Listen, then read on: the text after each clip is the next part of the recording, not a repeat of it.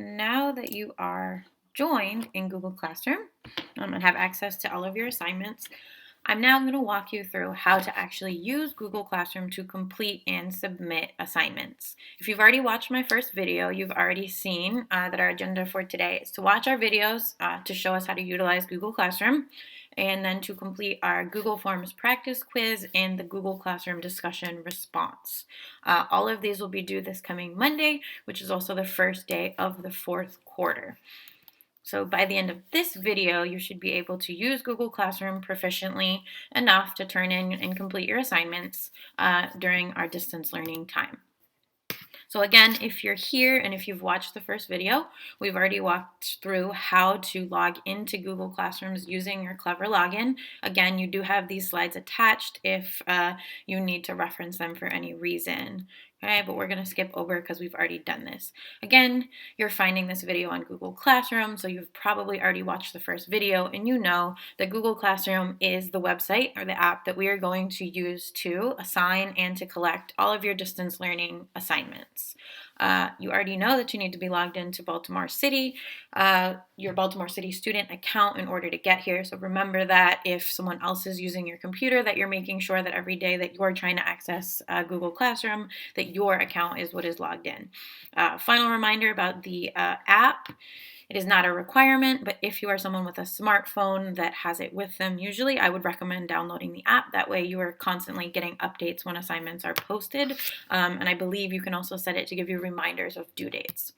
So now let's look at how to actually walk through using Google Classroom. So in the slides, you're going to see the 8th grade, but I'm actually going to walk through your 7th grade Google Classroom page as we talk here today. So when you logged into Google Classroom, you were brought here to this home page, which they call your stream. So your stream is like your news feed. This is where you'll see a chronological listing of anything that has been posted. Classwork is where I'm going to recommend that you spend most of your time. So we're going to, like we did in the last video, jump in and actually walk through this together. So if we go back to our Google Classroom, again, when you log in, you're going to be brought here to the home page, which again is called your stream.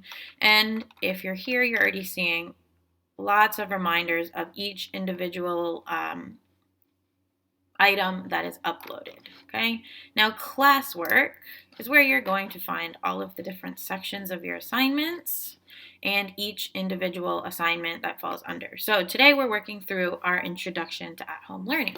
So you can go ahead and click on, let me show you that one more time, click on the big heading of that section and it will take you to the entire section of classwork and will show you each individual assignment. So for each assignment, you will have the assignment itself, okay? So here's where you will generally find any slides that you may need, any links to videos that you may watch, and your space to turn in your work.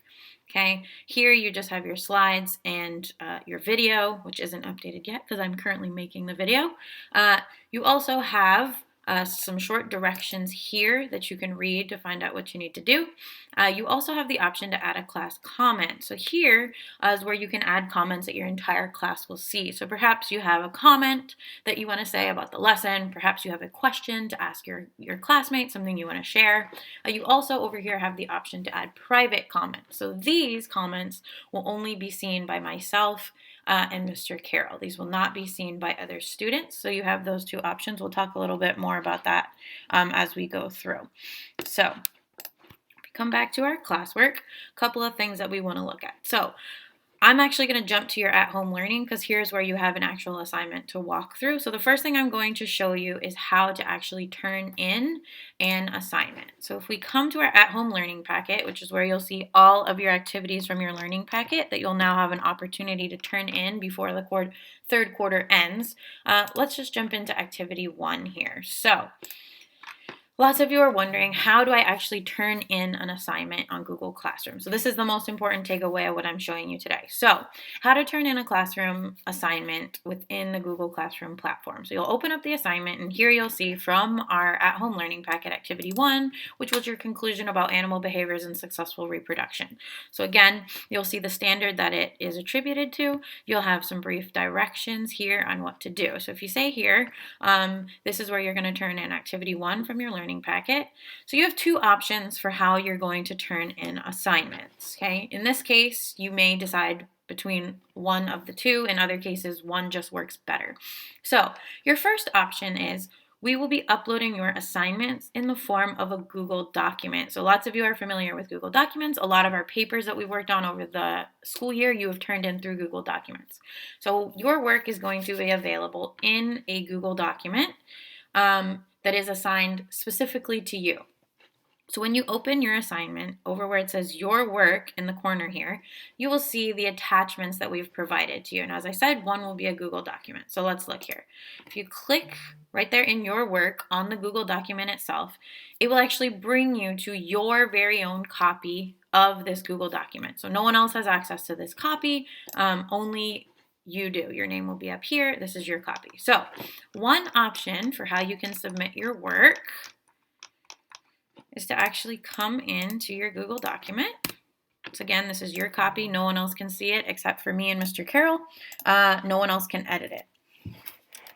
And simply, just like you do for any paper that you write, animal behaviors can increase the animals, and actually edit the document by adding your answer. So I'm adding it in red ink there, so it's very clear for you to see. You don't need to do that. You may if you'd like to. Okay, and you may actually go ahead and type your answer right into the Google document. This is going to work very well for things like conclusions, things where you're actually typing answers. Okay. So now, once this is done, you have a couple of options of how to actually turn in the assignment. So perhaps you came in and you started to write your conclusion, and then you had to go get lunch, so you're not finished, okay? So as I think many of you are familiar with from using Google Documents over the years, your changes are already saved. You do not have to do anything. Your answers are already there. They will be back they will be there when you come back and log in. So in that case, you're just going to go ahead and leave, okay? Now, when you do finish, so now you have your great answer, you're ready to get a 4, everything is here. Your first option for how to actually turn this in is to simply come up here and click the turn in button. Now I'm not going to do that because this is a student's actual assignment and I'm not going to turn it in for her. But when you are finished editing the document, if you are in the document currently, you can actually come right up here and click this turn in button, and that will turn your assignment in to me and Mr. Carroll to be graded. Your second option is you can come out of here. Perhaps you had to leave. Perhaps you didn't want to submit it yet because you wanted to check your answer and proofread it. You also can come back into the Google Classroom here. And once you know this Google document is fully edited, you don't need to re-upload the Google Doc. You do not need to drag an edited version. This is a live document. So your attached document here is your edited version. You also can right here in the Google Classroom screen, click the turn in button here. Okay, so those are the two ways that you can actually turn in an edited Google Doc. Now, lots of parents and students are asking, well, how do I turn in my packet if I already wrote my answers in my packet?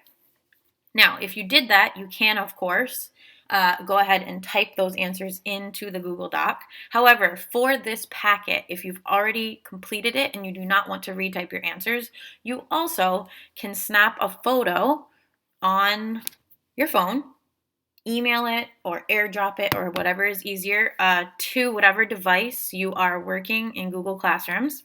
And then you can come right here to your work and you can hit add. You're going to add a file, okay?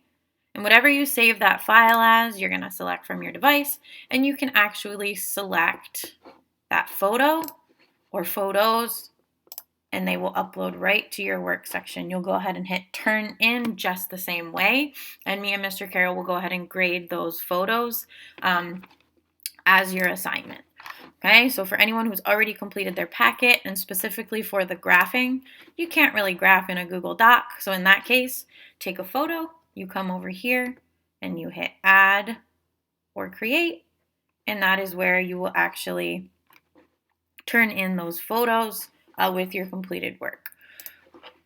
So let's jump back to our slides here. Okay, again, you have these slides attached to this introduction lesson, so you're welcome to reference any of these slides to remind you on how to turn things in, where you can add comments, etc. Okay, so again, you have all of this here if you need to reference this after watching the video. Okay, you may also download the app. Again, the app does not have as good of functionality as using Google Classrooms on a computer, but if this is what you have access to, or if you would like to use it for reminders and for checking when things are due and for seeing what assignments are being added, it is very helpful in that regard. It's also free. You simply search Google Classroom in the App Store and download the app with the same icon. It's called Google Classroom. Okay, so Google Forms. Google Forms, we're going to talk briefly because it is very intuitive. You guys will have no problem with this. But this is the app that we are going to be using within Google Classrooms. You don't have to go anywhere else to find it. This is how you're going to submit some assignments that are really just question-based. But this is what we're going to be using for your quizzes and your assessments. So just like we did practicing opening up an assignment, you will have the Google form attached right inside of the assignment. And of course, you're going to go ahead and click it to open it. Just like we did before, I'm going to walk you through an example of that together. So let's jump back to our Google Classroom. And now we're going to come back to our at-home learning introduction. And here is one of the assignments that you're going to be starting today, which is your distance learning intro quiz. This is not a graded quiz. This is a practice quiz. I still need you to do it though, because this is how you're learning and practicing how to use these new applications that you haven't used before. So for any time that you are submitting an assignment or a quiz or an assessment via Google Forms, you will open up the assignment, and just like you would see with a slide or a Google Doc, you will see the Google form attached right to the assignment. You go ahead and click it, and it will open you directly to your quiz, okay? If you were logged into your Google Classroom, you should have no issue here, but you will see your login right here. If you happen to see someone else's login here, particularly if multiple people are using the same device, please make sure that you log back in and switch that account. But I don't think many people should run into that issue, because if you're getting here, you probably are logged into the right Google Classroom. Okay, some of these may be multiple choice, some may be multiple choice where you can choose multiple, some may be short answers. This is simply a practice, so they are all just a quick multiple choice option. So when you come into the Google form, you're going to come in and you're going to click all of your right answers. Of course, not this quick, because you're going to read carefully and check your answers, okay? But just like any multiple choice, you're going to select, choose your answers, and you can come down at the bottom. You may select this toggle button to send a copy of your responses. That will simply email you a copy of your quiz with the answers that you chose. That is totally up to you if you decide for that option. Once you do finish the quiz, you will come down and hit the submit button down at the bottom of the Google form. Again, I am not going to hit submit because this is a student's account, but you see where to hit submit. That will turn your quiz in directly to me and Mr. Carroll. You do not need to upload anything. You don't need to go back into Google Classroom and edit anything. As soon as you hit the submit button, we will receive your completed answers. Okay, so I'm going to go ahead and leave that. Okay, so that's Google Forms. Again, this is what we're going to be using for quizzes and for assessments and for some assignments that are question-based. Right, so that is our quick intro to how to use Google Classrooms. Of course, you are going to have questions about Google Classroom, about Google Forms, and about the work that we're going to be completing. So you will have plenty of different ways to contact myself and or Mr. Carroll. Okay, many are listed here. I'm also going to say a few additional. So email. You or your parents are welcome to reach out to either of us via email anytime. We both have 2 email addresses. I don't know that we necessarily have a preference. One is our Crossroads and one is our Baltimore City. You are welcome to email us at either. You may also text us. Texting is very easy. If we're doing something else, we can still get back to you. If you're doing something else, you can still reach out to us. Feel free to text either myself or Mr. Carroll. Both of our numbers are provided here in the slideshow. You may also call us if it is a question that isn't answered very easily via text, and it is during school hours. Feel free to give us a call. If we don't answer immediately, we will definitely get back to you. Again, it's the same number. They are provided here. Google Classroom comments. I'm going to jump in really quickly and show you one more time how to add those comments. Please lean on this as an option for asking questions about specific assignments. We will immediately get the notification that you've commented, and we can comment directly back to you. You can either do that privately or so the class can see. Okay, anytime you have a question about a specific assignment and it's something you can ask on a Google Classroom comment, please feel free to do so. So the last thing I'm going to do is jump right back in and show you one more time how to add those comments. Okay, so if you come to any assignment, you will have two options. You'll have class comments down here. Hello, class. This is a comment that, again, your entire class will be able to see. Now, if you have specific questions to myself or Mr. Carroll, you come here under your work and you will hit private comments. I do not understand how to be specific. We want to know exactly what you need to know so we can get you the information that you need.